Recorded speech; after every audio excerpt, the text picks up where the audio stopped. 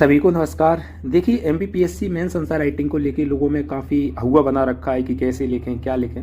और दरअसल अगर दो चीज़ आप सीख गए ना तो आपको मेंस आंसर राइटिंग आराम से आ जाएगी। कोई भी क्वेश्चन करना हैंडल आ जाएगा, क्या लिखना है ये सब सारी चीज़ें समझ में आ जाएगी। आपकी कुछ माइंड में हमेशा दो चीज़ रहती हैं कि जो भी प्रश्न आए उसमें क्या लिखें और कंटेंट है उसको कैसे व्यवस्थित करें कि सबसे अच्छा आंसर लिख जाए। हमारे पास कंटेंट है लेकिन इसको कैसे व्यवस्थित करें।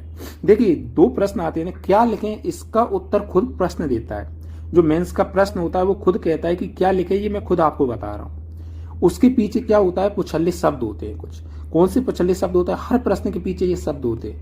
वर्णन कीजिए, विवरण दीजिए, व्याख्या करें, समझाइए, उल्लेख कीजिए और बहुत सारे पुछल्ले प्रश्न होते हैं जिन्हें हम आराम से समझते जाएंगे और पिछले ईयर्स के आपके कुछ प्रश्न हैं उनको एनालिसिस करते हुए आगे बढ़ेंगे। तो मैंने 8 कैटेगरी में बांट के रखे हैं सारी, वो चीजें देखेंगे। उसके बाद दूसरा प्रश्न उठता है कि कंटेंट को व्यवस्थित कैसे करें। तो कंटेंट को व्यवस्थित करना तब सीखेंगे जब आपको पता हो कि क्या लिखें। उसके बाद कंटेंट को व्यवस्थित कैसे करें, इसके लिए पार्ट बी लेके आऊंगा क्योंकि वीडियो बहुत ज्यादा बड़ी हो जाएगी। ठीक है, तो सबसे शुरू करते हैं। जब ये पुछल्ले आएंगे, पुछल्ले शब्द, तो उस समय हमको क्या लिखना है। जब भी किसी प्रश्न के पीछे आपको लिखा मिल जाए, वर्णन कीजिए, विवरण दीजिए, व्याख्या कीजिए, समझाइए, उल्लेख कीजिए, प्रकाश डालिए, स्पष्ट कीजिए, अगर ये सारे शब्द आ रहे हैं तो इसका मतलब यही है कि प्रश्न जो पूछ रहा है उसको ही लिख दीजिए।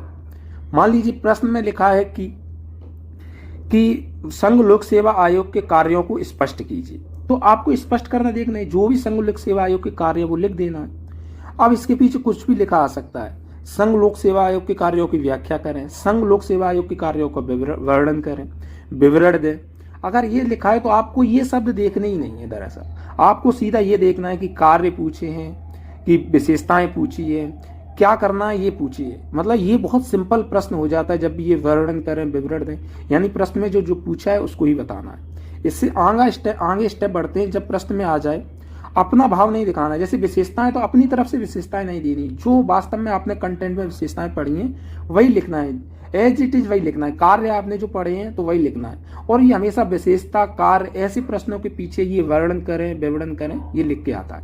और एमपीपीएससी का रवैया भी ये रखा है कि ज्यादातर ऐसे ही प्रश्न पूछता है। लेकिन इससे थोड़ा आगे जब बढ़ते हैं तो फिर लिख के आता है कि चर्चा कीजिए, विवेचना कीजिए। जब ये लिख के आता है तो थोड़ा सा प्रश्न का लेवल बढ़ जाता है। इसका मतलब है कि प्रश्न थोड़ा खुला हुआ है। आपको समग्र दृष्टिकोण, प्रश्न के सभी पक्षों पर चर्चा करनी है। जब भी ये लिखा मिल जाए कि चर्चा कीजिए, विवेचना कीजिए, आपको सभी बिंदु कवर करने।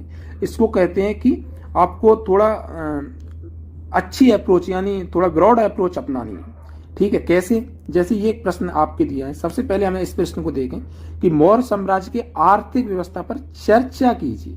अब सबसे पहले आपको पीछे अंडरलाइन करना है, फिर उसके बाद दूसरी अंडरलाइन करना है, किसकी चर्चा करनी है, तो आर्थिक व्यवस्था। अब आपको पता रहना चाहिए कि किसी भी क्षेत्र की, अब यहां से जब ये पता चल गया है कि अच्छा सारे दृष्टिकोण या समग्र जितने भी पक्ष हो सकते हैं वो सारे कवर करने हैं, तो जब कवर करने तो आपको पता रहना चाहिए कि आपके पास कंटेंट क्या है, दूसरे लेवल पे जाएंगे। तो यहाँ मैं थोड़ा सा समझा देता हूँ आपको। तो अगर आपको कंटेंट जैसी आर्थिक व्यवस्था किसी की भी आती तो आपको पता होना चाहिए। मैं दूसरे पार्ट में और अच्छे से समझाऊंगा। आपको आर्थिक व्यवस्था में सबसे पहले लिखना है कृषि से पक्ष, कृषि के जो हो सकते हैं, उद्योग धंधों के जो भी पक्ष हो सकते हैं, व्यापार वाणिज्य के जो भी पक्ष हो सकते हैं, उसके बाद आपके यातायात से संबंधित जो भी प्रश्न हो सकते हैं, बैंकिंग व्यवस्था से जो भी हो सकते हैं, आपकी मुद्रा प्रणाली है कि वस्तु विनिमय प्रणाली क्या हो सकते हैं, नगरीकरण है कि नहीं है, ये है कि नहीं, यानी 1 2 3 4 5 6 7, ये अगर आपको पता चल गया। चर्चा कीजिए, यानी सारे पक्ष आपको कवर करने। सारे पक्ष आपको कैसे कवर करने हैं, तो ये कृषि, उद्योग, व्यापार, यातायात और आपको मुद्रा, बैंकिंग प्रणाली और नगरीकरण है कि नहीं। तो आपको समझ में आ गया होगा कि मौर्य साम्राज्य के जब भी लिखना है तो कृषि कैसी थी, उद्योग कैसे थे, व्यापार कैसा था, यातायात कैसा था, व्यापार आंतरिक था, वहां व्यापार था कैसा था, ये सारी चीज लिखनी। तो उम्मीद है ये सारी चीज आपको समझ में आ गई होगी कि जब भी चर्चा कीजिए, विवेचना कीजिए, तो आपको क्या लिखना है। जैसे आपके आयोग के द्वारा कुछ प्रश्न पूछे, क्या आप सोचते हैं कि गठबंधन केंद्र और दलीय राजनीति की मुख्य विशेषता, यानी जो गठबंधन है केंद्र के स्तर पर और राज्यों के स्तर पर लागू है कि नहीं। तो आपको अच्छे से सारे पक्ष करना है कि केंद्र स्तर पर कैसे कैसे गठबंधन की सरकारें चल रही हैं, राज्य स्तर पर सभी पार्टियां कैसे गठबंधन की सरकारें चला रही हैं। आप गठबंधन के बारे में थोड़ा लिख दीजिए, गठबंधन का मतलब क्या होता है, तो चर्चा कीजिए में थोड़ा होलिस्टिक अप्रोच अपनाना पड़ता है। तो ये 2 चीजें आप समझ में आ गए होंगे। एमपीपी सच बताऊं तो एमपीपीएससी के लगभग 85% प्रश्न इन्हीं दोनों से कवर हो जाते हैं। लेकिन थोड़ा और आगे बढ़ते हैं। अगर प्रश्न के पीछे आ गया है कि सिद्ध कीजिए, पुष्टि कीजिए, तो इसका मतलब ये है कि प्रश्न में जो लिखा है वो सत्य है, यानी जो कथन लिखा है वो सत्य है, सिर्फ आप इसको सिद्ध कर दीजिए। यानी इसमें जो निष्कर्ष प्रश्न में लिखा है वो सही है। जैसे एक प्रश्न है कि भारत की राजनीतिक व्यवस्था लोकतांत्रिक है, यानी ये सच है।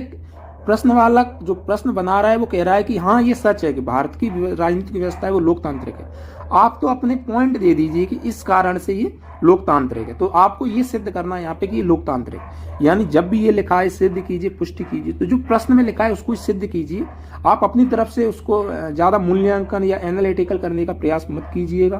प्रश्न में जो लिखा है उसी को सिद्ध कर दीजिएगा कि हाँ ये बिंदु है, इसलिए भारत की जो राजनीतिक व्यवस्था है वो लोकतांत्रिक है। तो बस ये सिद्ध करना और एक तरफा सिद्ध करना, इसमें आपको दिक्कत लेने की जरूरत नहीं है।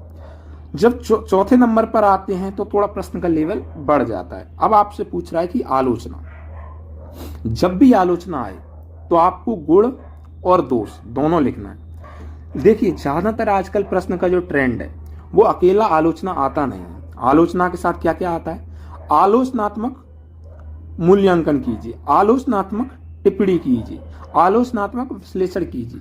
इसलिए आलोचना अकेली कभी नहीं आती है। आलोचनात्मक मूल्यांकन कीजिए, आलोचनात्मक टिप्पणी कीजिए, आलोचनात्मक विश्लेषण कीजिए।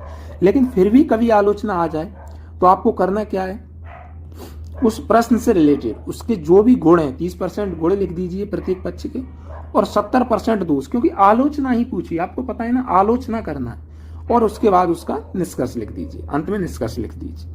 लेकिन जब भी मूल्यांकन आए तो आपको बराबर महत्व लिखना है और ज्यादा से ज्यादा महत्व लिखना है। और कुछ कमी है, 3-4 पॉइंट कमियों के लिख के और प्रश्न का सार बता दीजिए कि आपकी तरफ से क्या हो सकता है। अब आपके व्यू यहाँ पे पॉइंट आना स्टार्ट हो गए। ऊपर के जो मैंने 3 बताए वहां आपको पॉइंट नहीं रखने थे, लेकिन यहाँ मूल्यांकन करना रहता है तो अपना सार लास्ट में दे दीजिए कि निष्कर्ष क्या हो सकता है या सार क्या हो सकता है। तो 3-4 पॉइंट महत्व बता दीजिए, 2-3 मतलब थोड़ा कमियां बता दीजिए और उसके बाद सार बता दीजिए। लेकिन आलोचनात्मक मूल्यांकन कीजिए तो दरअसल उसका मतलब भी यही होगा कि मूल्यांकन कीजिए।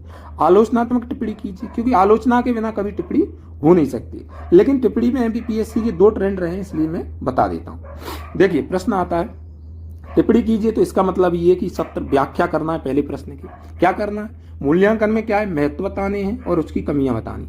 लेकिन जब भी टिप्पणी आ जाए तो आपको क्या बताना है, 70% उस प्रश्न की व्याख्या करनी है और क्या करना है, 30% उसका मूल्यांकन करना है। प्रश्न ये आया है कि भारतीय संविधान पर एक आलोचनात्मक टिप्पणी कीजिए। मैंने क्या कहा था, टिप्पणी अकेली नहीं आएगी, आलोचनात्मक टिप्पणी कीजिए। जब भी टिप्पणी अकेली आएगी तो मैं बता देता हूं आपको कैसे आएगी। अब इसमें क्या है, भारतीय संविधान की व्याख्या कर दीजिए कि क्या क्या चीजें हैं और क्या क्या उसमें जो मूल्यांकन है आपके हिसाब से कर सकते हैं कि इसका महत्व क्या क्या हो सकता है। तो 70% व्याख्या, फिर मूल्यांकन। मूल्यांकन में भी आपको अच्छाइयां और बुराइयां दोनों चीजें, पहले व्याख्या करनी है फिर मूल्यांकन। मूल्यांकन में हमने पहले ही बता दिया, आपको अच्छाई बतानी है और कमियां बतानी है और उसके बाद आपकी कंप्लीट हो जाए। लेकिन क्या है, एमपीपीएससी में छोटे प्रश्न भी हैं और उसमें भी कभी कभी अकेले लिख के आ जाता है टिप्पणी कीजिए, और इंग्लिश में उसका लिखा होता है शॉर्ट नोट्स प्रिपेयर कीजिए, यानी शॉर्ट नोट्स। तब आपको कुछ नहीं लिखना है, जो प्रश्न है उसका एक छोटा सा संक्षिप्त में उसका वर्णन कीजिए। जब भी ये लिख के आ जाए शॉर्ट नोट्स तैयार कीजिए, तो जो प्रश्न का लिखा है उसी में थोड़ा सा लिख के आप बता दीजिए। ठीक है, तो ये चीज आपको समझ में आ जाए। मूल्यांकन, महत्व और कमियां, टिप्पणी थोड़ी व्याख्या करनी है, फिर मूल्यांकन यानी महत्व और कमियां भी बतानी है। ठीक है, उसके बाद आता है 7वां पॉइंट, परीक्षण कीजिए, एग्जामिन कीजिए। तो सबसे पहले आपने देखा होगा कोई भी एग्जामिन का मतलब क्या है, आप सही और गलत बताइए, यानी जो प्रश्न लिखा है क्या वो सही है, अगर सही है तो कितना सही है और कितना गलत है। हमेशा ऐसे प्रश्नों में क्या आएगा, स्टेटमेंट आएगा या कोई पैराग्राफ टाइप का आएगा, थोड़ा सा मतलब 2-3 लाइन का प्रश्न आता है। अक्सर यूपीएससी में ऐसे प्रश्न पूछे जाते हैं और उसका आपको परीक्षण करना है कि ये चीज सही है या गलत है। जैसे भारत में गरीबी जनसंख्या वृद्धि का कारण है, बल्कि जनसंख्या वृद्धि गरीबी का कारण। तो आपको सत्य बताना है कि जनसंख्या वृद्धि गरीबी का कारण है या गरीबी जनसंख्या वृद्धि का कारण, और सही गलत का आप परीक्षण करते हुए एनालिसिस कर देंगे। उम्मीद है ये चीज आपको समझ में आ गई।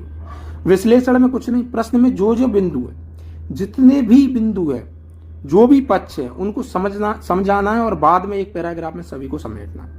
विश्लेषण करने में क्या है, शुरुआत में सारे पॉइंट कवर कर लेने की इससे क्या क्या होना है, और बाद में सारे पॉइंटों को एक समग्र समेट के रखना है।